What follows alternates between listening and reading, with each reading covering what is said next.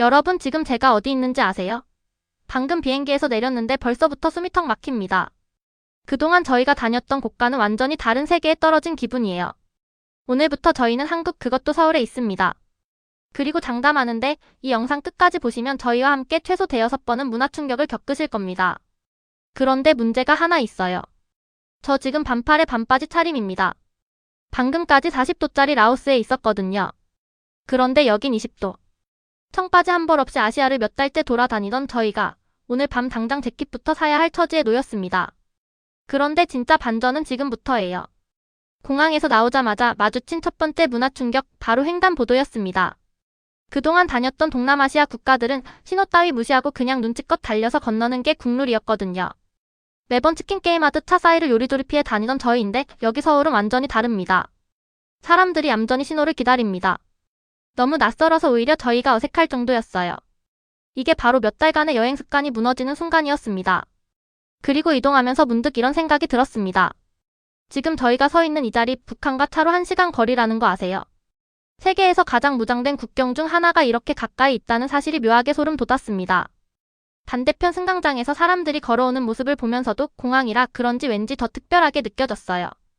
에스컬레이터 하나에도 규칙이 있더라고요. 오른쪽에 서고 왼쪽은 걸어 올라가는 사람들을 위해 비워두는 문화. 사소하지만 이런 디테일 하나하나가 이 도시가 얼마나 체계적인지를 보여주는 것 같았어요. 에스컬레이터를 올라갈 때 오른쪽에 있는 것이 좋다는 걸 금방 깨달았죠. 동남아시아의 무질서함에 익숙해진 저희에게는 정말 신선하고 흥미로운 경험이었습니다. 사실 저희 여기까지 오는 과정 자체가 거의 서바이벌이었습니다. 베트남에서 하노이로 돌아갔다가 다시 한국행 비행기를 타고 환승만 4시간, 입국 심사까지 거치고 교통카드를 만드느라 씨름하고 기차로 또 1시간 넘게 이동했습니다. 거의 24시간 가까이 한숨도 못 잤어요. 이틀 반 동안 실제로 잔 시간을 다 합쳐도 3시간이 채 안 될 겁니다. 그런데도 신기하게 눈이 말똥말똥합니다. 왜냐고요? 드디어 그렇게 꿈꾸던 한국에 왔으니까요. 아, 그리고 혹시 눈치채신 분 계신가요? 저 오늘 안경을 썼습니다. 사실 시력이 안 좋은 것도 아닌데 그냥 한국 감성에 어울릴 것 같아서 준비한 도수 없는 안경이에요. 이렇게 작은 안경을 커플로 맞춰 쓰는 모습 언젠가 꼭 해보고 싶었거든요. 이런 사소한 디테일 하나까지 신경 쓸 만큼 저희가 이 여행을 얼마나 기대했는지 아시겠죠? 한국 사람들은 잘 모르겠지만 저에게는 이 안경이 일종의 한국 입국 허가증 같은 기분이 들어요. 자, 이제 진짜 궁금하실 겁니다. 한국 하면 다들 뭐라고 하죠? 스킨케어. 저희도 그 말을 귀에 못이 박히도록 들었습니다. 그래서 진짜로 확인하러 갑니다. 그 전에 먼저 향한 곳은 명동거리. 이름만 들어도 설레는 이곳. 걷기 시작하자마자 왜 첫인상 영상으로 이 거리를 골랐는지 바로 이해가 됐습니다. 상점과 노점이 끝없이 이어지고 저녁이 다가올수록 분위기가 점점 달아오르는 게 느껴졌어요.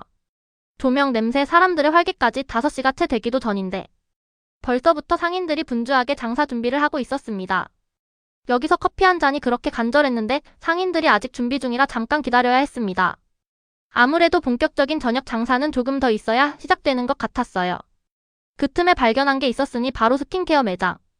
한국식 세포라 같은 느낌의 이곳, 층마다 다른 제품들이 빼곡했습니다. 보습부터 장벽 강화, 진정 케어까지 저희가 여태 써봤던 어떤 나라의 제품과도 결이 달랐어요. 위치를 캐나다로 설정해뒀다가 부랴부랴 한국으로 바꾸고 15,000원짜리 제품 하나를 집어들면서 속으로 생각했습니다. 이래서 다들 한국 스킨케어 노래를 부르는구나. 그리고 여권을 보여주면 세금 환급까지 받을 수 있다는 사실도 그날 처음 알았습니다. 이 칸텔라 앰플이 그렇게 유명하대요. 모든 피부 타입의 성배 같은 존재라는데 저희도 매진될까 봐 얼른 장바구니에 담았습니다. 가격도 15,000원 정도, 미국 달러로 12달러면 정말 저렴하죠. 한국인들의 광나는 피부 비밀을 조금이나마 알 것 같아요. 스킨천사에서 제가 가장 좋아하는 제품도 찾았고 이제 좀 익숙해졌습니다. 피부 관리는 어디로 가야 하는지 물어볼 필요도 없어요. 그냥 발길 닿는 곳마다 마법 같은 제품들이 넘쳐나니까요. 그런데 여러분, 진짜 하이라이트는 지금부터입니다. 그렇게 벼르던 길거리 음식 드디어 등장합니다. 첫 타자는 치즈 핫도그. 사실 저희 필리핀에서 콘도그로 크게 데인 트라우마가 있어요.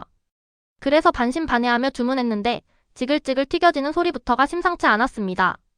5만원짜리 지폐를 내밀고 잔돈을 기다리는 그 잠깐 사이에도 갓 튀겨진 핫도그가 얼마나 노릇노릇한지 눈을 뗄 수가 없었어요. 한 입 베어 무는 순간 겉은 바삭, 속은 쭉 늘어나는 치즈. 여태 먹어온 가짜 치즈 맛과는 차원이 달랐습니다. 진짜 치즈였어요. 기름 냄새조차 향긋하게 느껴질 정도로 완벽한 튀김의 맛이었습니다. 참, 이 핫도그 가게에서 재밌는 일도 있었습니다. 가게 아주머니의 따뜻한 미소와 함께 받은 이 작은 스티커는 제 서울 여행의 첫 번째 전리품이 되었죠. 그런데 이게 끝이 아니었습니다. 옆집에서 파는 시범빵을 보는 순간 눈이 돌아갔어요. 기계 전체가 뒤집어지면서 구워지는 모습부터 예사롭지 않았는데 두꺼운 치즈 조각이 통째로 튀겨져 나오는 비주얼, 게다가 커스터드 크림까지 들어간다는 말에 저희는 이성을 잃고 하나 더 주문했습니다. 한입 베어 무는 순간 터져 나오는 리액션, 정말 장담하는데 이 영상에서 제일 재밌는 장면일 겁니다.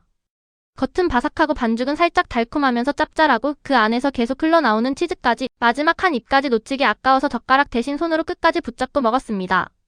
달콤한 팬케이크 반죽과 진한 치즈, 그 위에 얹힌 커스터드까지, 첫날부터 진짜 치즈를 2번이나 만날 줄은 몰랐습니다. 그동안 동남아시아를 여행하며 가공된 치즈에 얼마나 익숙해져 있었는지 이 순간 뼈저리게 깨달았어요. 이 맛을 다시 보려면 결국 한국으로 돌아와야겠다는 이야기까지 나눴을 정도입니다. 그 옆에서는 씨앗이 잔뜩 박힌 크림 팬케이크와 만두를 파는 노점도 지나쳤습니다. 처음엔 반죽 냄새만 맡고도 무슨 간식인지 정확히 알 수 없었는데 알고 보니 한국식 호떡과 만두였어요. 다 먹어보고 싶었지만 배가 이미 가득 차서 다음을 기약할 수밖에 없었어요. 서울의 길거리 음식은 정말 무궁무진하네요. 모든 안내판에 영어가 함께 적혀 있어서 길을 잃어도 금방 다시 찾을 수 있었습니다. 세븐일레븐. 한국 브이로그에 편의점이 빠지면 섭섭하죠. 김밥부터 각종 스낵까지 종류가 어마어마했는데 저희 눈을 사로잡은 건 바로 바나나 우유와 정체불명의 캔커피였습니다. 한국어를 못 읽다 보니 완전히 북불북으로 골랐는데 캔커피는 뜻밖에도 헤이즐넛 크리머 같은 고소한 맛이 나서 깜짝 놀랐어요. 나중에 번역해 보고서야 알았습니다. 카라멜 마끼아또였다는 걸요. 그리고 바나나 우유, 인위적인 듯하면서도 자꾸 손이 가는 묘한 매력이 있네요. 마시멜로 바나나 사탕 같은 맛이랄까요? 그런데 여기서 은근히 웃긴 상황이 하나 벌어졌습니다. 쓰레기통을 도저히 못 찾겠는 거예요. 결국 저희는 현지인들을 따라다니며 관찰하기 시작했습니다. 다들 손에 쓰레기를 든 채로 편의점을 나서는 걸 보면서 아마 안쪽 어딘가에 있을 거라고 결론 내렸어요. 이런 사소한 미스터리 하나까지도 여행의 재미였습니다. 한국의 쓰레기 분리 배출 시스템은 정말 철저하다고 들었는데 길거리에 쓰레기통이 없는 이유가 바로 그 때문인가 봅니다. 배도 채우고 당도 채운 저희는 근처 하천으로 발걸음을 옮겼습니다. 도심 한복판에 이렇게 물소리가 졸졸 들리는 산책로가 있다는 게 신기했어요. 지하철역으로 내려가는 줄 알았던 계단 끝에 펼쳐진 풍경은 예상과 완전히 달랐습니다.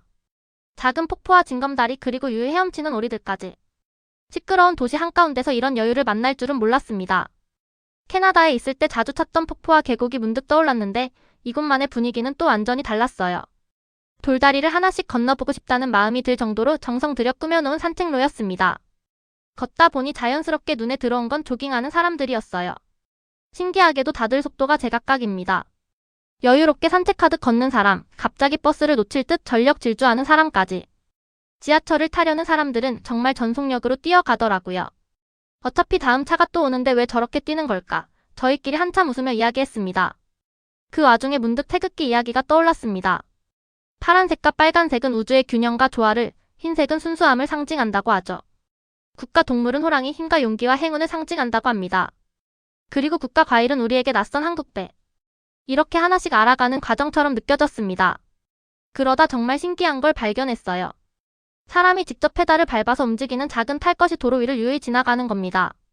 처음엔 그냥 자전거인 줄 알았는데 자세히 보니 여러 사람이 함께 타는 구조였어요. 전기로 충전되는 방식인지 순수하게 사람의 힘으로만 굴러가는지 저희끼리 한참 추측하며 웃었습니다. 시끄러운 경적 소리 하나 없이 유유히 지나가는 모습이 이 도시의 여유를 그대로 보여주는 것 같았어요. 화려한 고층 빌딩 사이로 그런 정겨운 탈 것이 여유롭게 지나가는 풍경을 보면서 저희는 앞으로 이곳에서 열흘 동안 얼마나 더 놀라운 걸 보게 될지 기대가 커졌습니다. 자전거 대여소도 눈에 띄었고 다음엔 전동 스쿠터도 한번 타보고 싶다는 이야기까지 나왔어요. 왠지 여기서라면 안전하게 도전해볼 수 있을 것 같았습니다. 이렇게 정신없던 서울 첫날이 마무리됩니다. 돌이켜보면 반나절 만에 문화 충격을 몇 번이나 겪었는지 셀 수도 없어요. 얌전한 횡단보도, 노약자석을 지키는 배려, 진짜 치즈가 들어간 길거리 간식, 그리고 도심 한가운데 숨어있던 조용한 하천까지. 오늘 영상 재밌게 보셨다면 구독과 좋아요도 잊지 말아주세요. 안녕. 사랑해요 한국.